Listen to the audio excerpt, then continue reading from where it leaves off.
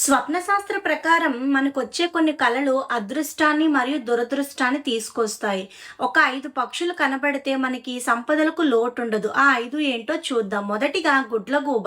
కలలో గుడ్లగూబ కనపడటం చాలా మంచిది. లక్ష్మీదేవి వాహనమైనటువంటి గుడ్లగూబ కలలో కనపడితే లక్ష్మీదేవి ఆశీస్సులు ఉన్నట్లే. కలలో గుడ్లగూబ కనపడితే ఆర్థిక ఇబ్బందులు త్వరలోనే తీరిపోతాయని అర్థం చేసుకోవాలి. లక్ష్మీదేవి అనుగ్రహంతో సంపద పెరుగుతుంది. అదృష్టం కూడా రెట్టింపవుతుంది. సంతోషంగా ఉండటానికి వీలవుతుంది. కలలో నెమలి కనపడితే కూడా మంచి జరగబోతుందని అర్థం చేసుకోవాలి. కలలో నెమలి కనబడితే కృష్ణుని అనుగ్రహం మీపై ఉందని అర్థం చేసుకోవాలి. భవిష్యత్తులో కూడా అనేక మార్పులు వస్తాయి. కలలో నెమలి కనపడితే సులువుగా కెరియర్‌లో సక్సెస్ అందుకోవచ్చు. తర్వాత చిలకలు. ఒక్కొక్కసారి చిలకలు కలలో కనపడుతూ ఉంటాయి. చిలుకలు విజ్ఞానం, సంతోషానికి సంకేతం.